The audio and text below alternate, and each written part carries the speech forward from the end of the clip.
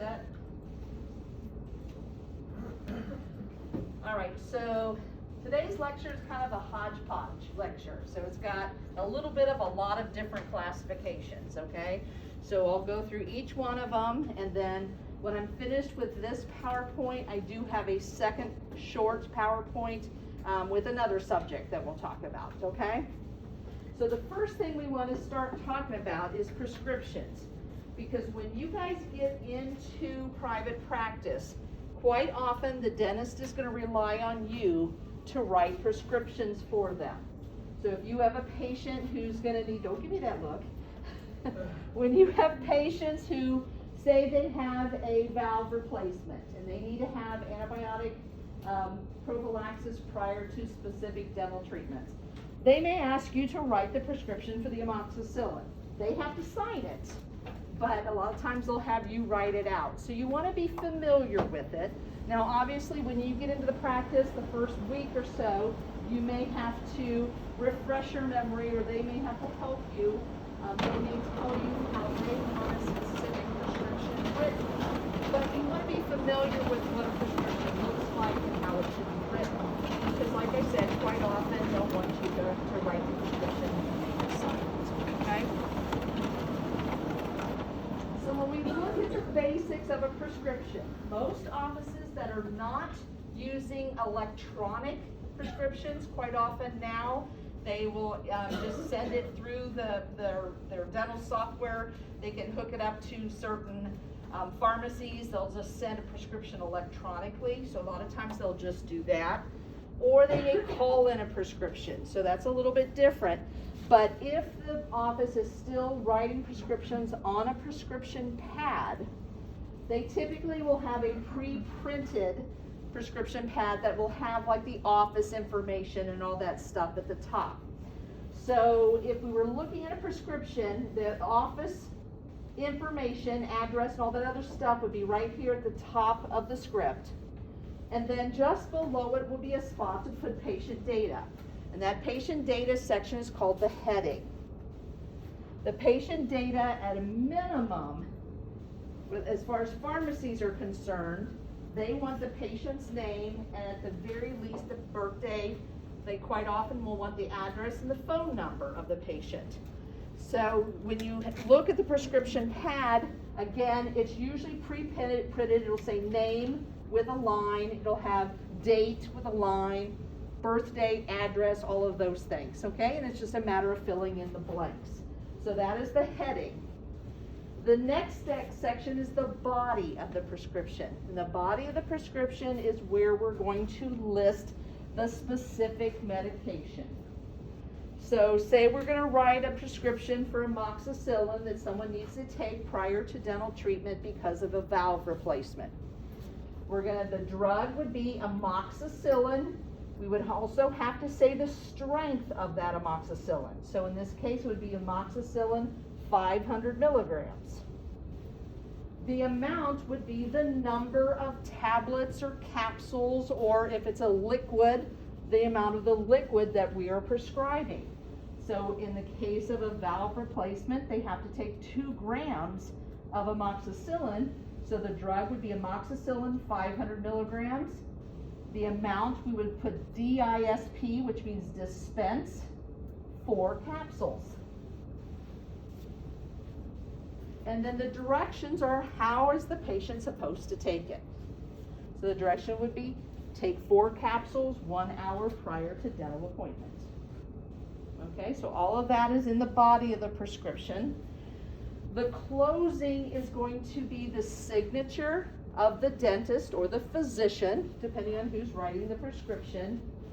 Some medications do require a DEA number. And we're going to say with amoxicillin, a DEA number is not required, but if we were writing a prescription for like a narcotic or something like that, they do require a DEA number.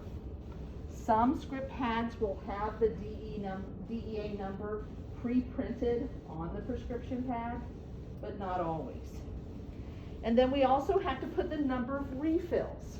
So if in this case, say a patient's coming back in 4 times, and we know that they're going to have to take the antibiotics 4 different times, instead of writing a prescription and then the next time they come in writing another prescription and then writing another prescription, we can give them 3 refills. So 3 refills would be the script pad. This would be the first fill, and then 3 more refills, so that would be enough for 4 visits. Now I will say that sometimes some offices will write, if you have a very responsible patient, so if like I was writing a prescription for one of you guys, I would feel comfortable that you would read the directions and do it right. And so if you had to come back in 4 times, what I may do is just write the prescription for 16 capsules. And then in the directions, I would say take 4 capsules 1 hour prior to dental appointment for 4 visits. Okay? And you guys, I would know that you guys would follow those directions. Sometimes you're going to have some patients that you're not quite sure if they're going to follow the directions right. And so it's better to just give them the 4 capsules and then have them get refills each time. Okay? The reason we do that is because amoxicillin is a very cheap drug to get. And if someone has an insurance card where they may have to pay $10 for certain prescriptions. Well, 4 capsules of amoxicillin is cheaper than $10. So if they have a prescription card and they use it to get this filled, they're going to pay $10 for something that if they would have just paid cash for, it may be $2.50 or something like that. And so because of that, we will sometimes give them more, knowing that, that they'll have the coverage. Now, there are some pharmacies that have like leading drugs where the cheaper drugs, the patient can go in and have those prescriptions filled for free. And the hope is that then they'll get all their other prescriptions filled there as well instead of going to multiple different places. So amoxicillin, I don't know if they'll do that again. I'll have to check again. It's been a few years since I've checked, but like Meyer used to cover amoxicillin, lisinopril, the metformin. So the cheaper drugs they would provide for free, and then hopefully then the patient would bring their 5 other prescriptions in at the same time, and that would have to be how they would make their money. All right, so we got some math. All right, so and this is just conversions, and so when we look at micrograms versus milligrams, we know that 1,000 micrograms equals 1 milligram, 1,000 milligrams equals 1 gram. So if we had amoxicillin 500 milligrams, and we need them to take 4 of them an hour before the appointment, we could either tell them you need to take 2,000 milligrams 1 hour before the dental appointment, or you could say you need 2 grams 1 hour before the dental appointment. Both mean the same thing. Or usually for our lay patients, we'll say, or lay person patients, we would say take 4 capsules. It's just easier for them for that. Sometimes when there's specific drugs, they have the amount that you prescribed is based on the weight of the patient. And quite often, when you look it up, it'll give it in kilograms. So if you have a patient, say it's a child, and you're supposed to give so many milligrams per kilogram or so many micrograms per kilogram, you need to know how many kilograms that patient weighs. Well, most parents, first of all, you don't always trust the parents because they'll say, oh, they weighs about 25, then you weigh them and they weigh 38 or something like that. So for a kid, it's always important to weigh them. But if you have a scale and you figure out, oh, they weigh 50 pounds, well, then we've got to convert that into kilograms. So you would take 50 pounds divided by the 2.2 to get the number of kilograms. And then once you know the kilograms, then you can determine that they need so many micrograms per kilogram and they weigh 20 kilograms, then we can figure out how much we need to give them. All right? And then this is important because a lot of times the liquid forms, it'll say to take 5 milliliters 4 times a day. Well, a lot of parents don't know, they don't have a milliliter measuring spoon. And so what you can do is when we order these medications, you have to order them in milliliters But then you have to tell the parents how many teaspoons they need to take. So if they need to take 5 milliliters 4 times a day, we write on the prescription, the parent's going to take, or the child will take 1 teaspoon 4 times a day, okay? And then since 3 teaspoons equals a tablespoon, 3 times 5 is 15. Okay, so there's quite a few abbreviations. I will say that a lot of prescriptions now kind of avoid the abbreviations because they've become kind of muddied. But there still are abbreviations that are pretty common. So these are very common. So TAB for tablets, CAP for capsules. One of my pet peeves is that if a medication comes in capsule form and then someone writes it for tablets, you know, it just makes me a little unhappy. So amoxicillin is one of those. Amoxicillin comes in capsules, all right? So when you write a prescription for amoxicillin, always write 4 caps, not 4 tabs, okay? And that'll make me happy. All right, so there are some other common abbreviations. These are the ones that get a little muddy because when they're capital letters, they mean one thing. When they're lowercase, sometimes they mean something different, okay? So when you see a prescription, there's a big writing down here that'll tell you, but quite often you will see QD, BID, TID, and QID. And Q, the lowercase q means every, okay? So if you were going to write a prescription for 4 times a day, and you wrote QID like this doesn't mean a whole lot, because that would be every a day. Okay, which makes no sense. This QD is every day. If you were going to write 4 times a day, you would put it in capital letters, because a capital Q means 4. So if you see QID like this, it's 4 times a day. If you see QID like this, it's every a day. All right, but you will see a lot of prescriptions get a little muddied, and they will either have the capital letters or the smaller case letters. And luckily the pharmacists know the drugs, and when they see it like this, they'll still do it as 4 times a day, okay? So now a lot of times people just write it out. Take 1 tab 4 times a day. And that's just either, yes? That's a for instance. The I really doesn't mean it.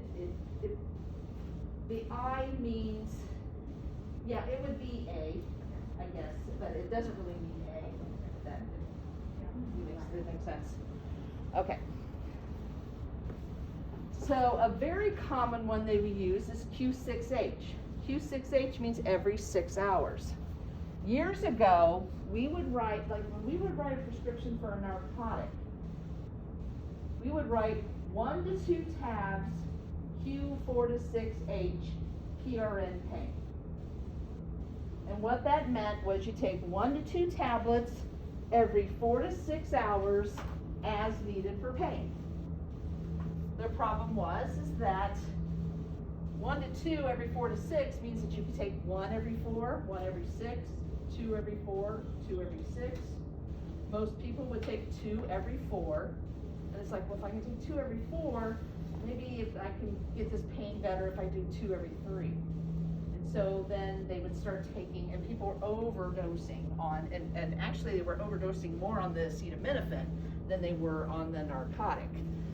But because of that, and because of the opioid issue that we have going on right now, we no longer give people ranges of drugs or ranges of time. We would give them specifically, you take this every 8 hours or every 6 hours. And then here's some more common abbreviations. PO means by mouth. Most people do not use these before and after. They'll use the word before the word after. because this one you have to have the A, but you have to have the line over it to mean before. And I will tell you that most people writing prescriptions don't remember that. And so because of that, they don't even use it, they just write before, okay? A common one is HS. HS means at bedtime. Okay, so you may see PO. If you're concerned that your patient is not going to remember that this is a pill that they swallow and not something they take rectally, or that they crush up and smoke or something like that, you will tell them PO so that they know that they need to swallow it, okay? And then the HS, again, sometimes we'll just tell people, if we're gonna write somebody like something, a form of Valium or something like that, sometimes if they're really anxious, we'll have them take something before they go to bed the night before to help them sleep. And then they'll take something again right before, about an hour before the appointment.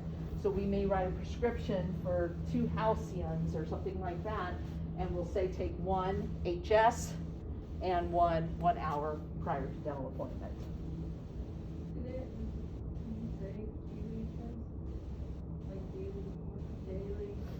The daily would be the QD. You could do that, but that would mean that you're having them take it every day. If you're only giving them 1 tablet, you wouldn't tell them to take every day at bedtime, because it's only 1 tablet. But in the case that they weren't taking medication. If someone is taking something to help them sleep, and that would not be something that we would be prescribing, but if their physician prescribed something, yes. Yeah, if they wanted them to take it at bedtime, they would say QD-HS or HSQD. So take at bedtime every day. All right, so these again are some common abbreviations. All right, so here we can see, this is one that's listing the amoxicillin. So you can see amoxicillin, 500 milligrams. When I write it, I usually will write just amoxicillin 500 milligrams. Under the dispense, then I'll put 8 caps. Either way is correct. It's not a problem. Now, the thing to remember is for some medications, especially like the narcotics, the more highly scheduled drugs, not only do you write the number, you have to write it out. Because it's very easy for somebody, if you just write, say I was writing something for a Norco, which is a hydrocodone and acetaminophen. So I'm going to write them some Norco, and I only want to give them 8 because I just need it to last for 2 days. Well, if I just write dispense 8, they very easily could put a 1 in front of it and make it 18. They could very easily squeeze a 0 after it and make it 80. And if the pharmacist doesn't catch it, then that patient's getting 80 Norcos. Okay?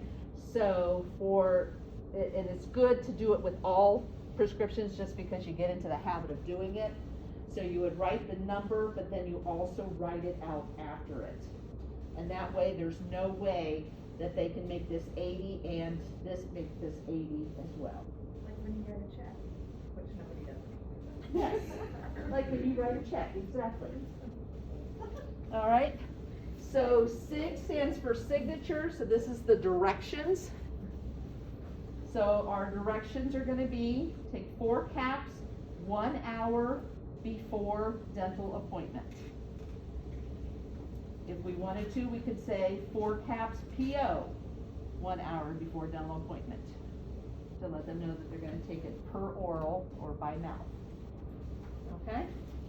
Is everybody following me with the prescription? Now, most likely, if you're going to write a prescription, it's going to be for an antibiotic, or it's going to be for something like Paradex. Okay? It's not as likely that the dentist is going to have you write a prescription for like a narcotic for them, okay? So here's another one. So we got Tylenol number 3. So we know that this is a narcotic, right? Because the number 3 tells us it contains codeine. All right, so this person's getting 15, and the the word 15 is written after it, and they're gonna take 1 tab Q6H PRN pain. So 1 tab every 6 hours as needed for pain. So if they're not having pain, they don't have to take it. This is important. A perfect case, we had a patient, well, that was my mom, in the hospital after having a knee replacement. And they had prescribed her Percocet. And when the physician wrote it in her chart, he put 1 tab Q4H, and that's all he wrote. 1 tab Q4H. So they came in every 4 hours and gave her a Percocet. She was not having pain. She became delirious. And then she called the cops. Oh. Okay, because they were holding her and they would not, she was kidnapped and they wouldn't let her go. Okay? So, so this is important. The PRN pain is important. So you only want them to take it if they're in pain. Now sometimes with, like, if we give them ibuprofen and we're wanting to use it for inflammation, you may not put the PRN pain. So like if I have somebody that comes in and I'm treating inflammation and then I'm giving them extra if they have pain afterwards, I'll write the prescription to take 1 tab Q6H for 3 days, then 1 tab Q6H PRN pain. So for 3 days, I want them to take it whether they're having pain or not, because I'm treating the inflammation. And then once they're through those first 3 days, then they're just gonna take it as needed for pain. All right, so we do have some DEA schedules. In fact, that reminds me, I've got to renew my DEA license this year. Schedule 1 drugs are drugs that are only used for research or they're illicit or illegal drugs. All right, so such as heroin. Typically, we're not going to write a prescription for heroin. Okay, I had a friend who was a pharmacist. Not a pharmacist. Yes, he was a pharmacist. Someone had stolen a script pad from another office, came into him with the prescription, and all it said was morphine. And it was spelled M-O-R-F-I-N-E. And so the pharmacist he looked at it and he just, morphine, okay. Well, then he called the physician, and they ended up arresting the guy for stealing his prescription pad. Yeah, so yeah, you would never write a prescription for a Schedule 1 drug. Okay, Schedule 2 drugs are drugs that have a high likelihood to be abused. So now we're looking at the Percocets, the oxycodones, those kind of things. Relatively recently, and this is probably within the last 5 years, hydrocodone was added to a Schedule 2. For years, hydrocodone was a Schedule 3. But now it's a Schedule 2. And the important thing with this is that with Schedule 2 drugs, you cannot call a prescription in. You have to have a written prescription. So the patient has to take the written prescription into the pharmacy to get that prescription filled. You cannot give them any refills. So for a while, a dentist would see a patient, they would give them some Vicodin after an extraction, whether they really needed it or not, just because they didn't want to be bothered by the patient afterwards. And they write the prescription and give them a refill. So that would take them through the next week, and then, hopefully we won't see them back. You cannot do that anymore. If someone needs a refill, they must come back in, be reevaluated by the provider to determine whether they really need that prescription again. And then if they do, they have to have a new prescription done. Okay? So this one does require the DEA number put on the prescription. And then Schedule 3, 4, and 5 are all medications that don't have a high likelihood of being abused. Now, an interesting thing is the Valium and all of the other benzodiazepines are Schedule 3 drugs, but they do require a DEA number. And that's because of all the Schedule 3, 4, and 5 drugs. Sometimes people do abuse benzodiazepines, okay? So they do require it. Codeine for now is not. When people buy drugs on the street, they're more likely to want to buy a Vicodin than they are to buy a Tylenol number 3. So codeine is not, although when this became a Schedule 2 drug, the number of prescriptions for Tylenol 3 jumped. And that was because they wanted to give people refills. Okay, so I would not be surprised someday if this also became a Schedule 2, but as of right, it's not. As of right now, it's not. Okay, any questions about prescriptions? You can all write a prescription this afternoon, right? Okay. All right, so we're gonna just do a little bit about respiratory drugs. And the first thing we want to look at is asthma. So we all know what asthma is. We learned about asthma when we talked about general pathology, and we know the changes that occur in the bronchioles. So here we have normal, and then when we have the asthmatic attack, that's when we start to get that the bronchoconstriction, and then we start to get that mucus formation, and then it's difficult for the patient to take a breath.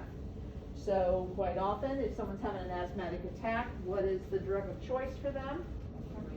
Albuterol, okay? So if you have a patient in the chair who has asthma and they have an asthmatic attack, do you all know where they keep their bronchodilator? In their car, yeah, and that is most common, in their car or at home. But that's why I always harp to ask them, you know, if you have an asthmatic who has an albuterol inhaler, we want to know where that inhaler is, because if there is an emergency, they may not be with it enough to go get the dilator, okay? So since you'll be in the operatory, if they keep it in their purse, you can get in their purse and get it out, okay? If they keep it at home, obviously, we're not going to run home and get it. We'll have to use ours. Do offices have inhalers? Not all. Okay. Some do, some don't. Do we have? Yeah. them? Okay. Mhm. Should I have? In fact, we had to use it on an EPTA student. Oh. Yeah, a couple weeks ago. Yeah. All right, so when you look at asthma, there is some asthma that's a hereditary type, okay? That is the eosinophilic asthma. You may have seen, I see a lot of commercials on TV about eosinophilic asthma. And then when they say, well, this is what an asthma attack looks like, when you're not having one. You know, those questions. Okay. So the eosinophilic type is the one that you do inherit from a family member. There also is the type that's caused in early childhood, and it's due to some sort of an allergen. So you may have someone who is allergic to cat dander, and then when they go over to someone's house who has a lot of cats, sometimes that can be enough to trigger that asthmatic reaction. And then pollution. Some people develop asthma because of pollution. So if there's a lot of smoke in the air, you live next to some sort of a factory that is polluting the area, you may develop asthma because of that. So some triggers include irritants, obviously. If you have something that's irritating the passageways, it can trigger the asthmatic attack. Allergens, we already talked about, something like cat dander, or just the pollen when you go outside, something like that. Infections, if someone has an upper respiratory infection, that can be enough to trigger an asthmatic attack. It's usually not something that's going to start asthma, so it's not like I developed asthma because I had a sinus infection. But if you have asthma and you have an upper respiratory infection, it can be enough to trigger an attack. Physical activity. Sometimes people say, well, I only have, it's exercise induced. And so, and you see that a lot in kids that are playing sports, that, you know, if they do a lot of running, they might start to have, it'll kind of be a start of an asthmatic attack, and they only have to use their inhaler when they're playing sports. Emotional. My grandson was an emotional asthmatic. You get a kid who gets that upset, crying and sobbing, it can actually trigger an asthmatic attack. Thank God he grew out of it. Okay, you can grow out of it? Yes. Okay. Yeah. If it's the eosinophilic type, no. But if it is related to certain allergens or the emotional or the exercise induced, yes, you can grow out of it. Because that's what I had as a kid. Okay, you had the emotional? No. The physical. The physical, okay. All right, so this is just showing you what occurs again during an asthmatic attack. So we have the irritant that comes along, we get the release of the killer cells, and then eventually what we end up seeing is the bronchospasm, the bronchoconstriction, and the mucus formation. And so because of that, they're not getting the air that they need to get to the alveoli, to get to their bloodstreams. So by giving them the albuterol rescue inhaler, the albuterol stimulates beta-2 receptors, which causes bronchodilation. Therefore, it'll open up these bronchioles to allow them to breathe better. And then you probably remember this when we were talking about prostaglandins and all that. This time we're going to go this way, okay? So again, we have an injury to a cell. With the cell membrane, the phospholipase can form the arachidonic acid. This lipooxygenase is an enzyme that can convert the arachidonic acid into leukotrienes, and the leukotrienes then can cause those anaphylactoid syndromes such as asthma.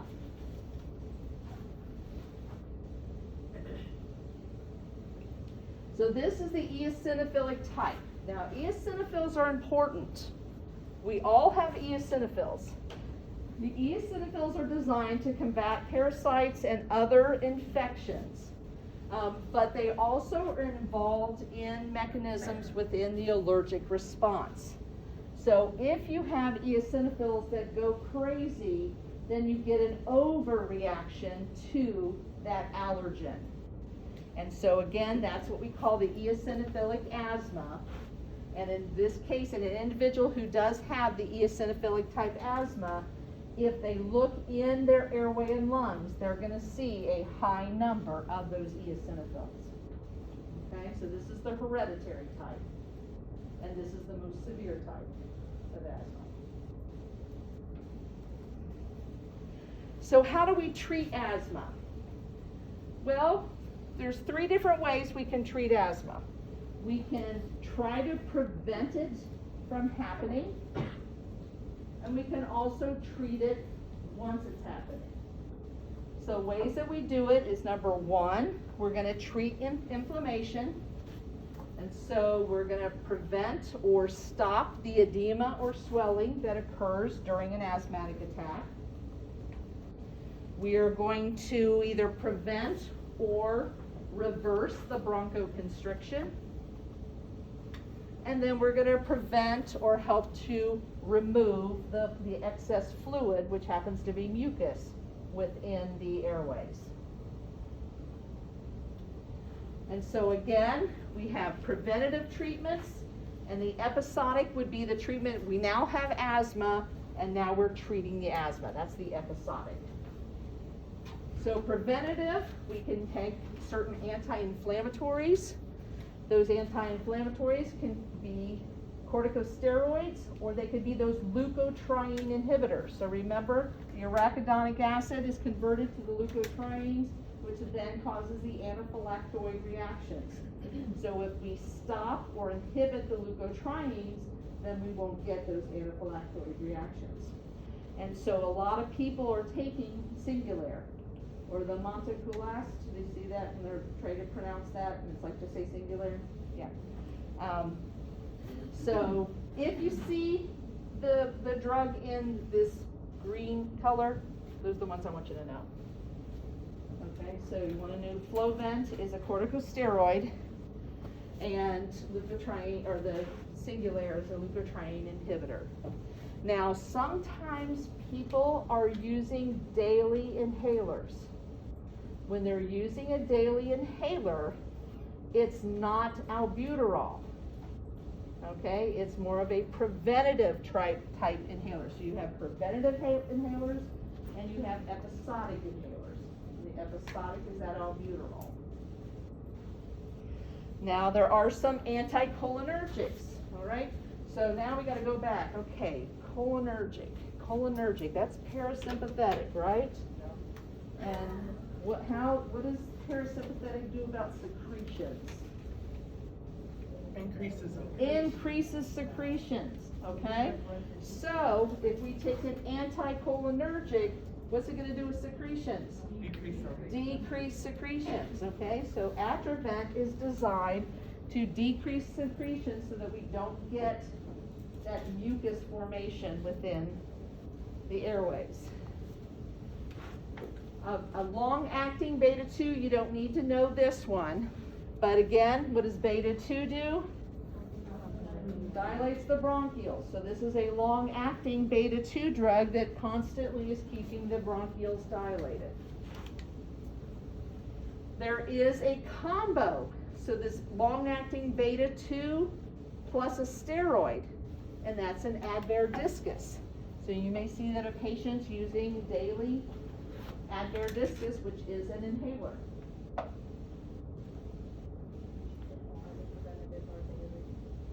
All of the preventative are daily, yes. Yes. Okay, now there is an IgE inhibitor, okay? IgE inhibitor is only going to work with the allergic type asthma. So this is not going to prevent the exercise-induced asthma. It's not going to prevent the emotional induced asthma. It's only going to be for allergic reactions, and Xolair is an example of that. And then, again, you may have seen the commercials about Fasenra, and Fasenra is an eosinophil inhibitor. So this is only going to work for that eosinophilic type asthma. So if a person is taking this eosinophil inhibitor, then that's the commercial where you see this is an asthmatic attack that didn't happen. Okay? And the person's floating around, running in their heels and stuff and having a good time. All right, so the episodic ones are beta-2 agonists. So that's when you're going to go into the albuterol. Okay, so the albuterol is the one that I want you to know about. And then we know that sometimes the albuterol is not enough. And so another drug that we can use if someone's having an asthmatic attack and the albuterol is not working, we can give them epinephrine. All right? Now, if we give them epinephrine, we're also going to get alpha and beta-1. So, yes, we're going to help them with their asthmatic attack, but we're also going to make their heart beat really hard and really fast. Okay, so they need to be prepared for that. All right, any questions about respiratory drugs? All right, let's go from, yes? Oh, no. Oh, no? Sorry, Okay. I just dropped the podcast. Oh, okay. Let's go from the lungs to the stomach. All right, so we're going to look at some GI diseases. GERD. I know that a lot of you have had patients that have had GERD, okay? And that's gastroesophageal reflux disease. So what's happening with GERD is that the stomach contents are backing back up into the esophagus. You may have a patient who does or did in the past have an ulcer. We know that ulcers can be in the stomach or in the duodenum, which is the first part or the first portion of the small intestine. Does anybody remember from general path where the majority of the ulcers are found? Is it stomach or duodenum? Duodenum. Awesome, good. I'm gonna pass my board. At least one question. All right, and then there's some inflammatory GI diseases, such as ulcerative colitis and Crohn's disease. And then there's these other, we'll call them other, and we'll talk about IBD here also. All right, so again, when we look at GERD, GERD is when someone has that discomfort because they're either have an overproduction of gastric acid, which backs up into the esophagus, or they have a weakened sphincter, which allows the gastric contents to back up, okay? So if we go back into, look at cells in the stomach, we have these cells called parietal cells. Does anybody remember when we talked about the parietal cells? Anybody remember what the parietal cells do?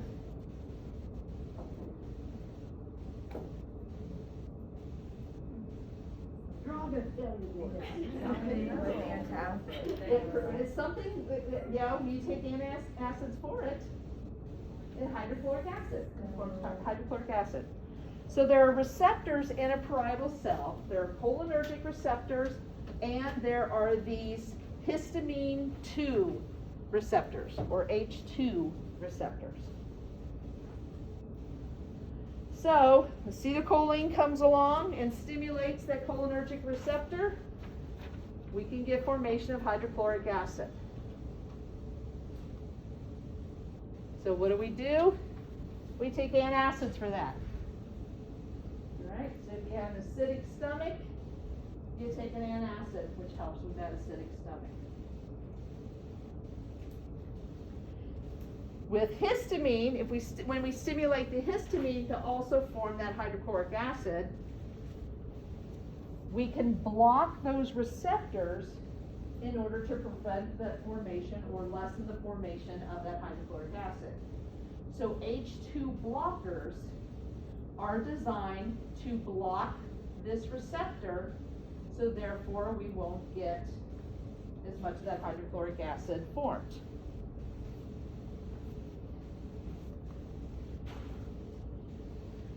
So again, taking anticholinergics, we can block the cholinergic receptor, and the H2 blockers will block the H2 receptor, the histamine receptor.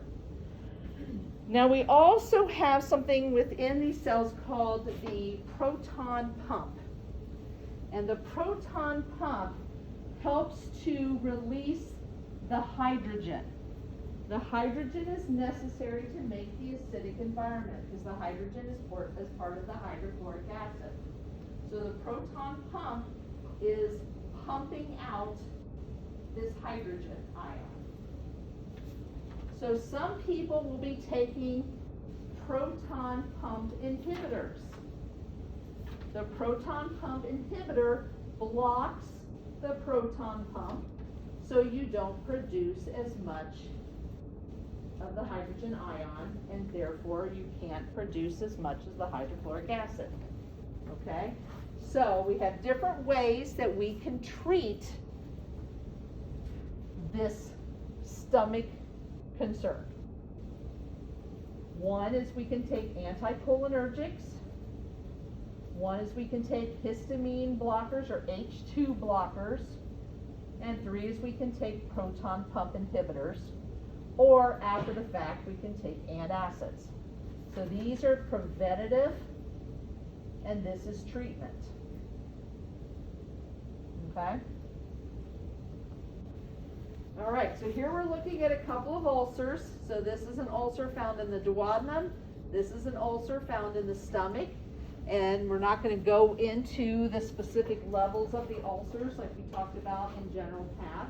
But just remember, you can have a slight ulcer that's just within the upper surfaces of the lining, and it can get bad enough that it could actually perforate the stomach. And then the patient can have the bleeding ulcer and all of that stuff. All right, so how do we treat GERD and ulcers? Well, with GERD, they can take an antacid. So if they start to feel that acidic feeling, they take a Tums or a Rolaids. They can take H2 blockers, so they can take Tagamet. Now they don't take Zantac anymore. You may still see Zantac on your board exam. Zantac was discontinued a couple years ago, I believe. And that was because there were issues with cancer. Okay, so Zantac was taken off of the market, but they may be taking cimetidine or Tagamet. And then you can also treat it with proton pump inhibitors. So I've seen a lot of people are taking omeprazole or Prilosec. Protonics as well is a pretty common one. Nexium there's Nexium over the counter. The prescription Nexium, not a lot of the insurance companies cover that as a first line. So you don't see patients taking the Nexium as much as you see them taking the Prilosec or the Protonics. Now for an ulcer, you can use the same things. You can use all of those medications can be used to either to treat or prevent an ulcer from forming. But an ulcer is a little bit different because when they've looked at ulcers, they've also found this bacteria called H. pylori, which we talked about in general path as well. So the only difference in treatment between GERD and an ulcer is that with ulcers, they usually also give them antibiotics. And usually the antibiotic is amoxicillin. Okay, so if you have someone who currently has an ulcer, they're usually going to be on one or more of these meds, and they're also going to be on an antibiotic for the H. pylori. Now, if they had an ulcer in the past, they may be on one of these as a preventative, but they're typically not taking an antibiotic as well because they're not currently treating an ulcer. Okay? I actually had someone trying to bring in a 3-year-old prescription for that ranitidine. the Oh, other really? day.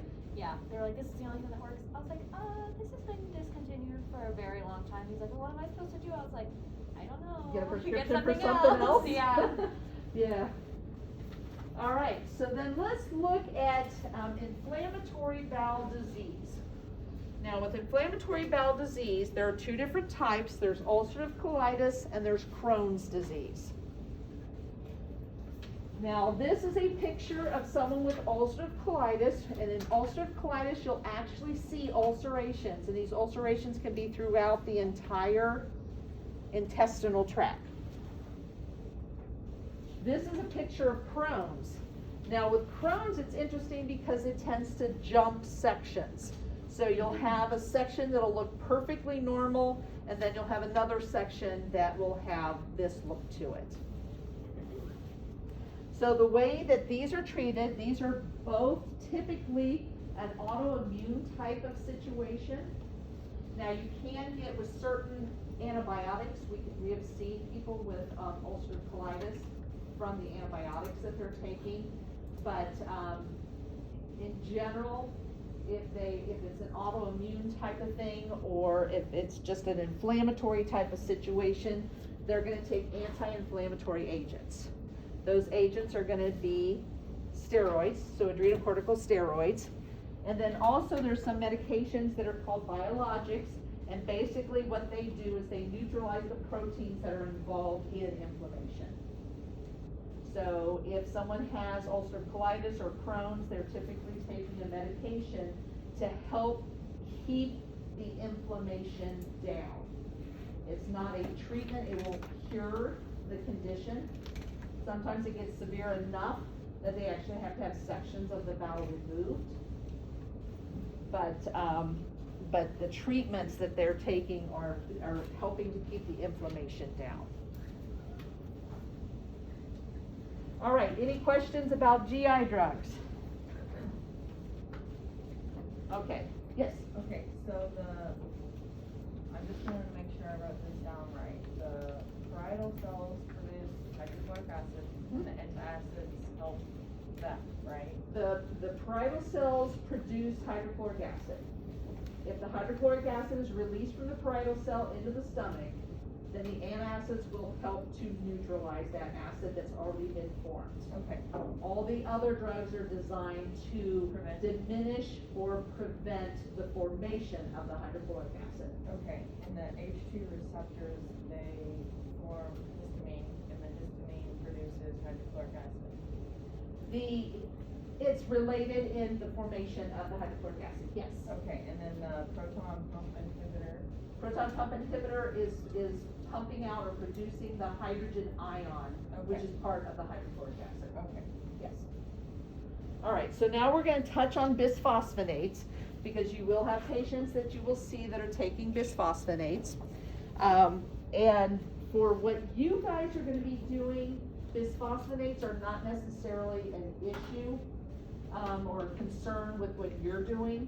But if a patient ever had to have an extraction or something done, then the bisphosphonates come to play with that, okay? So typically, you're gonna have someone who's taking a bisphosphonate for the prevention or treatment of osteoporosis. Sometimes in certain cancer conditions, you'll see people that are taking bisphosphonates for that as well. But in general, most people are taking it because of either preventing osteoporosis or treating it once the person has it. Then we can see some other things, treatment of Paget's disease, multiple myeloma, metastatic bone cancer, those sort of things also. These are not as often as you see in individuals that are taking it for the osteoporosis. So, when someone is taking a bisphosphonate, the bisphosphonates, they're either oral or IV. For dental treatment, especially if we're doing extractions, we're more concerned about the people that are taking the IV bisphosphonates than taking the oral, okay? Both can cause problems, which we'll talk about here in a minute, but the IV more readily can cause these problems. So we have osteoclast inhibitors. So we know that osteoclasts are the cells that break down bone. So if we inhibit those cells from breaking down the bone, the idea is to keep the bone healthier and stronger. And so there are some osteoclast inhibitors. The one I want you to know about is Fosamax. That's probably the most common one that we're taking. Now, the side effects of these bisphosphonates, there are some GI issues, some renal issues, but the osteonecrosis is the big issue that we're concerned about. And again, IV users, much worse than the oral users, okay? And what happens with osteonecrosis is that when we are inhibiting those osteoclasts from breaking down the bone, the idea is to make that bone more dense. And by making it more dense, we're going to make it stronger. And so these individuals aren't going to break their bones like they can easily do when they have osteoporosis. The problem is by making all of these bones denser, because we're not breaking down the old bone. You know, as our bones throughout our lives, our bones are breaking down and rebuilding. So we're losing some bone and regaining some bone, okay? Well, this is preventing us from losing the bone, and so, but we're regaining bone, and that's how it makes it denser. But what happens is it tends to choke out the blood vessels that normally are kind of meandering through that bone. And when it chokes out those blood vessels, if we get some damage that exposes that bone, we have to have those cells that are in the blood get to the area to provide what is necessary in order to heal that bone. So if there's no blood vessels in the area, the bone is damaged or exposed, it doesn't heal. And because it doesn't heal, it dies out. So osteonecrosis is dead bone. So you think, well, then just go in there and get rid of the dead bone. Okay, so you go in there and you remove all that dead bone. So now you have new exposed bone with no blood supply. So now that bone dies. And so osteonecrosis is extremely difficult if you can treat it at all. It's extremely difficult to treat. All right, so here are some cases of osteonecrosis, okay? So individual had teeth removed, and this is what happened to the bone afterwards. Here we can see radiographically, all of this is necrotic bone, because that bone would not heal after the extractions were done. Now they've tried some treatments where they've gone into oxygen chambers, and they've tried to, by putting them in this pressure, this oxygen under pressure. The idea was to get that oxygen in that area, which then will help to start forming new blood vessels and that sort of thing. And what they found is it really doesn't work that well, okay? So what we have to do is, you don't want to have to treat this, you want to prevent it. So if you have a patient who needs to have an extraction, then they have to go on what we call bisphosphonate holiday, where they have to be off the bisphosphonates for a certain number of months, so that when we do that treatment, we're hoping that they don't get an osteonecrosis. The other thing that we do, I had a patient who did have Paget's disease, and she was on bisphosphonates, and she needed to have a tooth extracted. And we determined that that was not the best treatment for her because she really couldn't stop taking the bisphosphonates.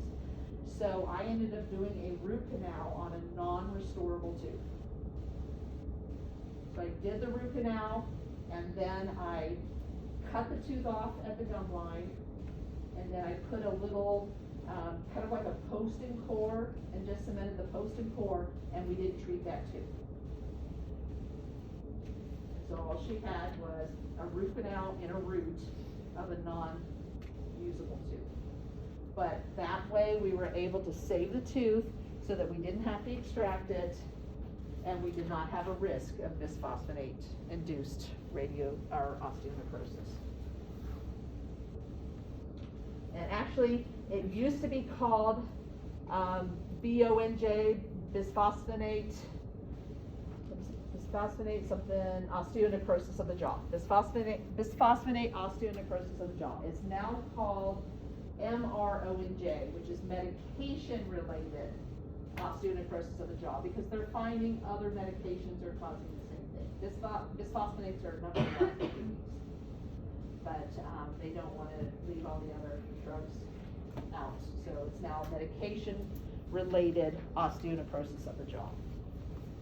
All right. Any questions about any of those things? Wouldn't it not matter if you just left the tooth untreated anyway, since there's no blood vessels around the tooth? Yeah, but they still get infected. They can? Yeah. Yeah, the infection doesn't come from the blood. The Yeah. infection comes from the out, and then the infection can get into the bone. So yes, it would matter. Okay. Yeah. All right, so let's move on to lecture number 2.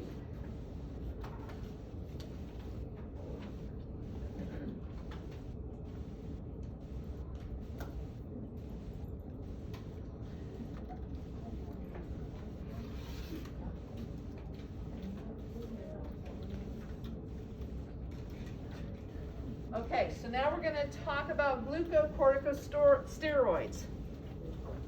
First thing we want to know is that where do they come from? So they come from the adrenal gland. So here we're looking at a kidney, and the adrenal gland is sitting on top of that. The adrenal cortex is the outer surface of it, and the medulla is the inner surface of it. Okay? So when we look specifically at the adrenal gland, there are going to be something that comes from the cortex, and there's something that comes from the medulla. So we're going to look at the cortex first. Again, the cortex is the outer portion of the adrenal gland. First thing we're going to see are the adrenocorticosteroids. And they are known as glucocorticosteroids, or just glucocorticoids. Either one is correct. And the biggie is cortisol. So cortisol, we're going to look at what happens when the adrenal gland releases cortisol. We also see what we call mineral corticosteroids. and the biggie is aldosterone. We've talked about aldosterone before. What does aldosterone do? Causes you to retain water, sympathetic activity. Good, and vasoconstriction. Those are the biggies. All right, you are going to pass. I don't know. All right. And then we also have the androgen, which are the masculine hormones, such as testosterone. I don't have that there. Such as testosterone. Okay. So now the medulla, the adrenal medulla, is where we get our epinephrine from.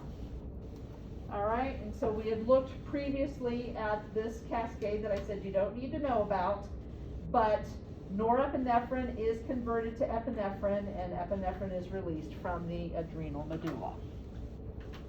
Okay, so when we have a sympathetic response, we know it's that fight or flight. We get release of that epinephrine, which then causes our hearts to beat quickly and more strongly. But we also are going to get release of cortisol. Cortisol is a stress hormone. Again, we'll look at what cortisol does here in just a second. So this is just showing you if the adrenal gland was a circle, and the medulla would be the inside. The medulla, again, is the epinephrine, and then on the outer side, which is the cortex, we get the aldosterone, the cortisol, and the androgens. All right, so the HPA axis, that is the hypothalamus, pituitary, adrenal cortex axis. So what we know is that the hypothalamus kind of controls the pituitary, and the pituitary is going to kind of control the adrenal cortex. All right, so let's look at how that works.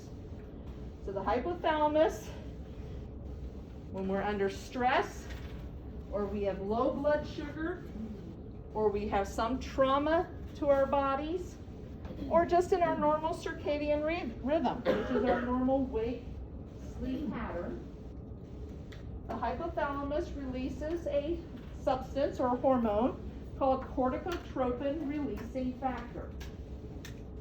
What do you think that causes the release of? Oh, good. You guys are good. You're on the ball. It stimulates the pituitary to release a corticotropin, specifically adrenocorticotropic hormone, ACTH. We talked about ACTH before, didn't we?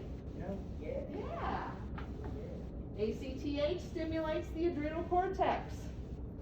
And then the adrenal cortex releases cortisol. And then cortisol will have specific physiologic functions that we'll look at in the next few slides. So once the adrenal cortex releases that cortisol in the bloodstream will then have a negative feedback to the hypothalamus and to the pituitary to stop releasing the CRF and the ACTH until the cortisol levels are low again, and then these will be released again. And so we normally have a certain level of cortisol that's in our bodies related to like the circadian rhythm. But then when we go have a stressful situation, a hypoglycemia situation, or a trauma situation, we then will get release of more levels of that cortisol. Okay? Years ago, well, here, hold that thought, or I'll hold that thought. All right, let's look at the physiologic function of cortisol. So cortisol will actually cause the raising of blood glucose. So again, we have that fight or flight. We're under a lot of stress. When we're under a lot of stress, not only do our bodies need that oxygen to run away, they also need glucose. All right? So when the cortisol is released, it will cause the glucose to rise. And how can we make glucose rise in our bodies? We can eat, but say we don't have anything to eat. We're just sitting here, we're really under stress. Cortisol is pouring out. How do you think that cortisol could cause us to raise your glucose? Remember the glycogen that's in our livers? We can break down glycogen, right, to get glucose, all right? And then remember when we talked about gluconeogenesis, where we could form new glucose from like proteins and lipids and that sort of thing? All right, so it will cause glycogenolysis, which is the breakdown of the glycogen, and gluconeogenesis. So we can produce glucose from non-carbohydrates. So we break down lipids, we break down proteins, and we can get glucose. It also potentiates the epinephrine. So again, you're under that stressful situation, epinephrine has been released, the cortisol will actually potentiate that epinephrine so it'll work even more. Okay, so our hearts will beat even faster and even more forcefully. So here we're looking at blood glucose. So we're looking between 60 and 140. Okay, so if you test somebody's blood sugar and that blood sugar is between 60 and 140. Okay, as the blood sugar starts to get lower, we'll have the release of cortisol. Cortisol inhibits glycogenesis, so it inhibits the glucose that's already in our blood from being stored as glycogen, and it also will cause the formation of new glucose from lipids and proteins. By doing that, it will cause a rise in the blood sugar. Cortisol also stimulates the release of glucagon. Remember when we talked about the pancreas and we have insulin and glucagon, and they do opposite things? The insulin causes us to store the glucose. The glucagon causes us to break down the glycogen in order to get glucose. So the glucagon will inhibit the formation of glycogen, and it will cause the breakdown of glycogen that we already have. So if there is any glucose that's in our blood, will not be formed into glycogen, but it also will take some of that glycogen that's formed in the liver and break it down into glucose, which will then raise the blood sugar. And so, again, either way, cortisol itself will stimulate the increase in blood sugar, or it will stimulate glucagon, which then in turn will stimulate blood sugar. Is everybody following that? Yep, okay. All right, so there is a syndrome that's called Cushing's syndrome, and with Cushing's syndrome, the person is releasing too much cortisol.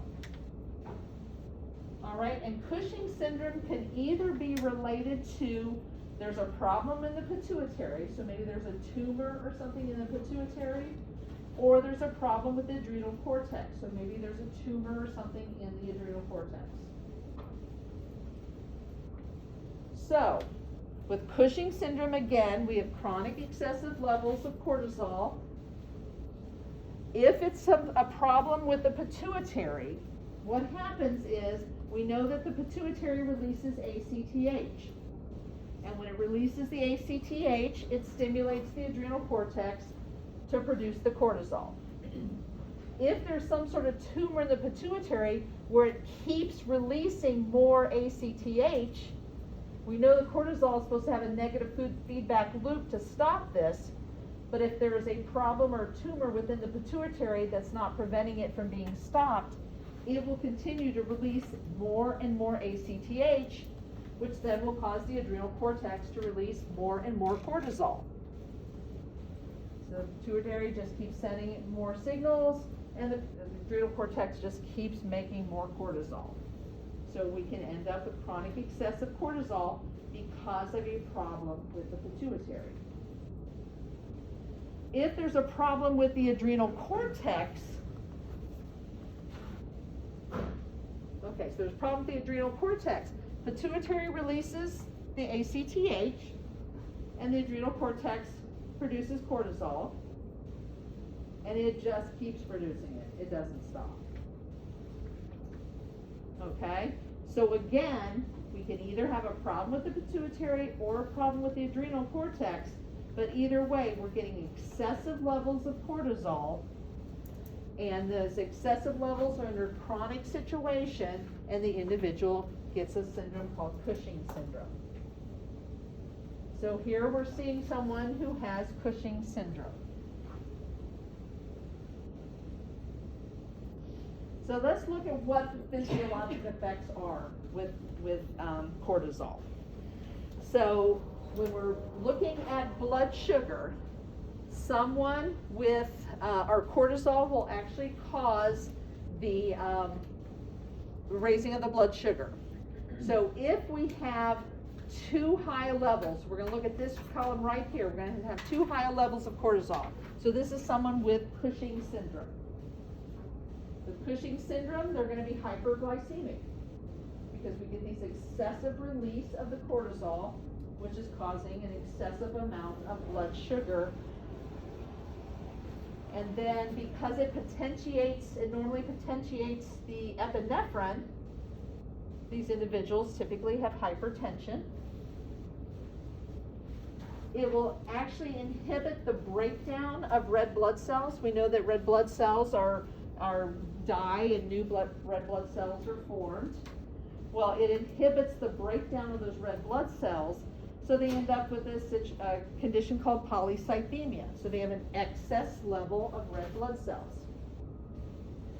This one's the biggie for us because it inhibits the production of certain lymphocytes and monocytes. This individual is immunosuppressed. So if you have a patient with Cushing syndrome in your chair, they're immunosuppressed. So they're more prone to infections. And then with the, if we get excess levels of the mineralocorticoids, that's when we get the edema. So you saw how that guy, that wasn't fat, that just was a lot of edema in that guy's face. And excess fluids will also result in hypertension. It inhibits osteoblasts normally, so these individuals typically will have osteoporosis.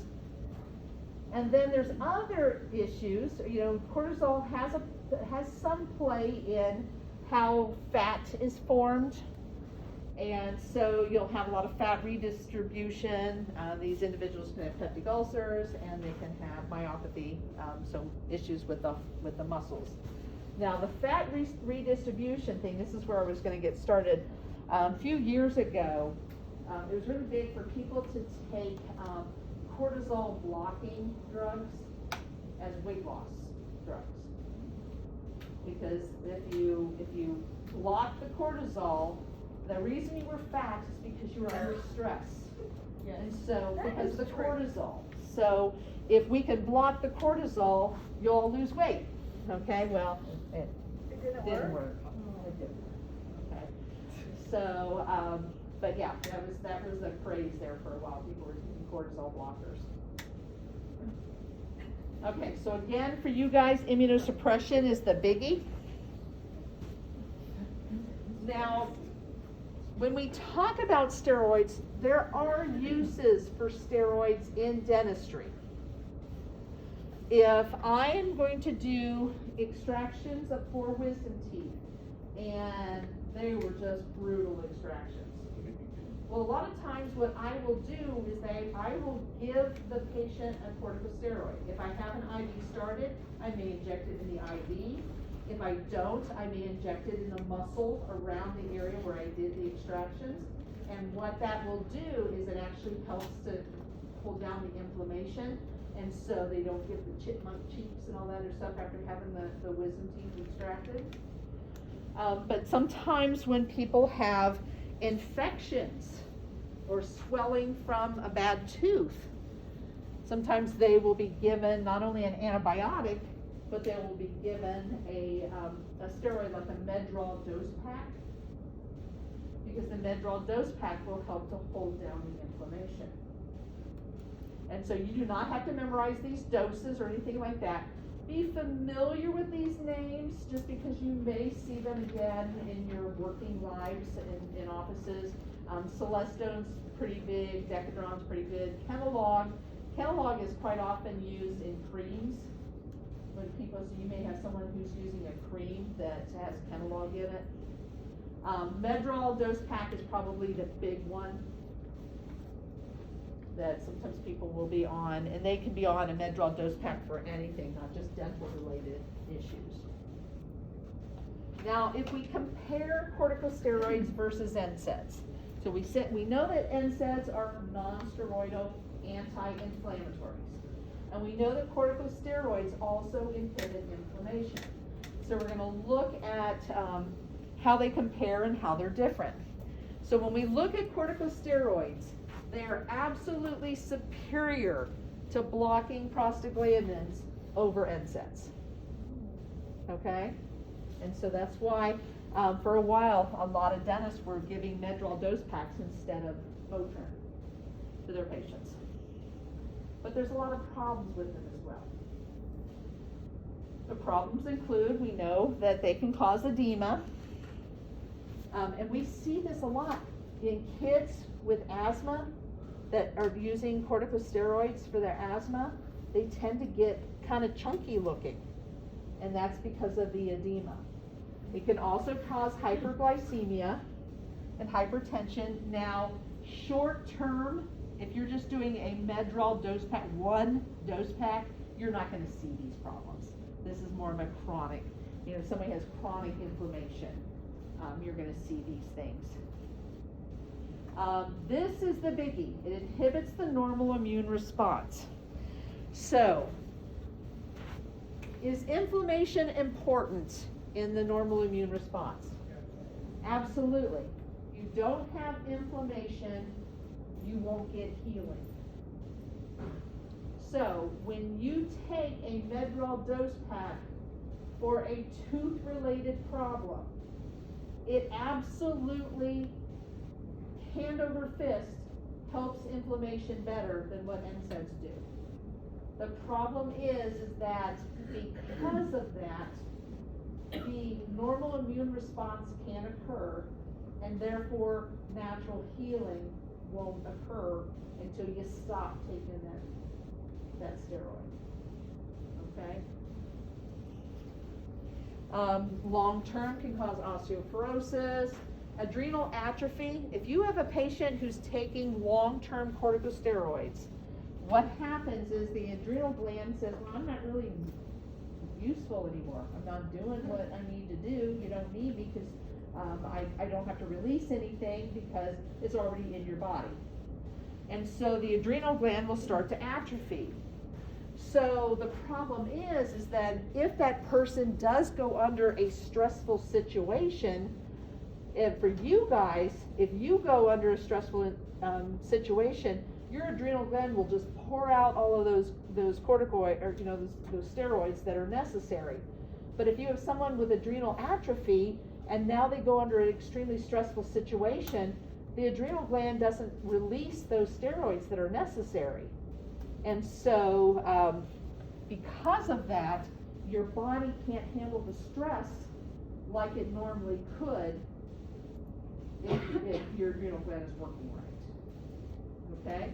So if we have somebody in the dental office who is taking chronic corticosteroids, we can assume that their adrenal gland has atrophied. So now I go in and do full mouth extraction, and every one of them is a surgical extraction, and I put that patient through hell. Their adrenal gland isn't going to release those stress hormones that they need. So what I need to do then is I probably am going to have to bump up the steroids so that their body can be prepared for that stressful situation. So I'm going to be the adrenal gland for them.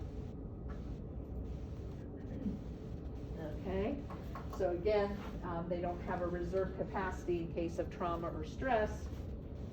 And so what are some treatment considerations?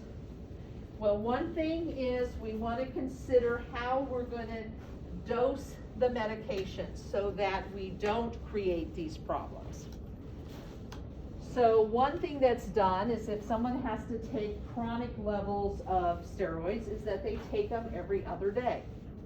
So they have a day they take it, then they have their off day, and that way you don't get the atrophy of the adrenal gland or some of those other effects that we were seeing. And you never abruptly withdraw anyone from a corticosteroid. So in the case of a Medrol dose pack, if any of you have ever taken one, you always take more at the beginning, and then after a couple of days, you start tapering off until you get to the point where you're not taking it anymore. And so it's important to do that, and that's to prevent any of those side effects from occurring. And then again, if they're going to have some type of surgery, whether it's dental surgery or any other kind of surgery, quite often we're going to increase their dosage. You know, and I'm not going to just decide how much I'm going to give them. I'm going to get a medical consult with their physician, explain what the plan is, and then determine how much more they should be getting that day. And then we know that they're going to have a reduced immune function. So if you have someone who's chronically taking a corticosteroid, you're probably going to see situations where they may have some more periodontal disease than what you would expect in that individual because of that, we have that reduced immune function.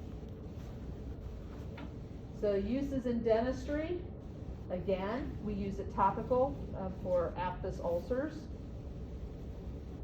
It comes in creams or, like a tube or something like that. We can also give them PO corticosteroids if they have a lot of lesions. So instead of trying to put cream on every single lesion, or if we do some sort of surgery that we want them to have a little bit more. And then, again, we can do IM, IV, or sub-Q injections during surgery. So that's like what I was talking about. We use Celestone a lot when we were doing extractions of third molars, and we were expecting them to have a lot of inflammation afterwards. The thing to remember is short-term use will not cause your patient to be immunosuppressed. So if someone says they're taking a corticosteroid and they said, oh yeah, I just started it on Monday and I'll be done by Friday, they are not going to be immunosuppressed and they are not going to get those major side effects. So this is more chronic levels of these corticosteroids. All right, so medical history concerns.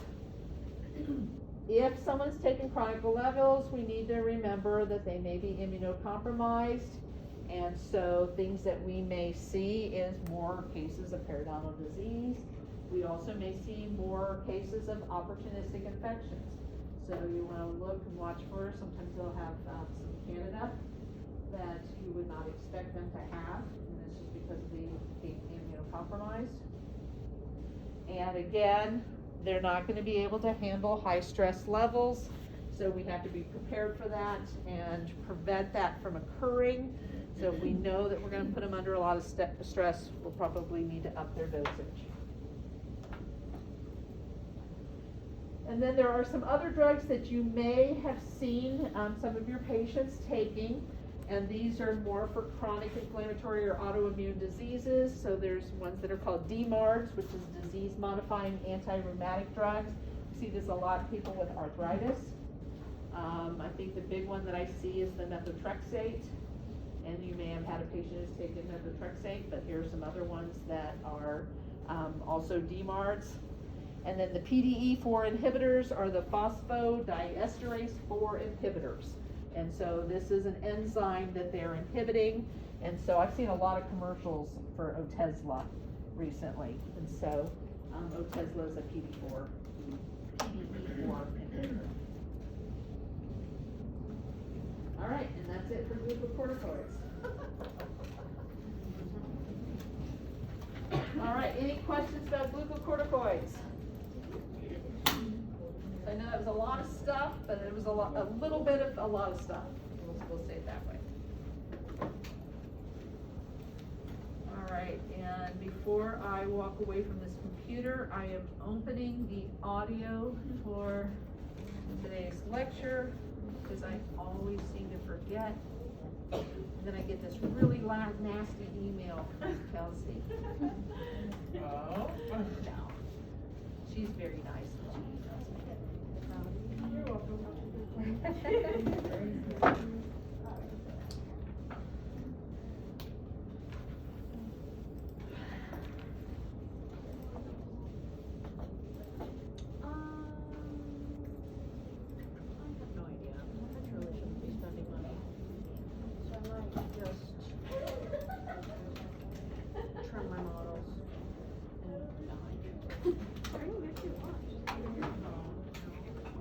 I did buy my boobs yesterday.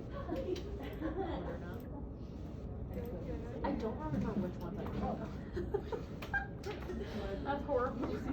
Like, Some of them are, some of them aren't. I think I remember which frames I wanted, but. On your page says. Do you remember the Oh, code? no. Okay, I see what I did. Instead of opening both of the lectures, I opened both of the glucocorticoids. So I had opened audio, okay. Yeah. Cause I'm like,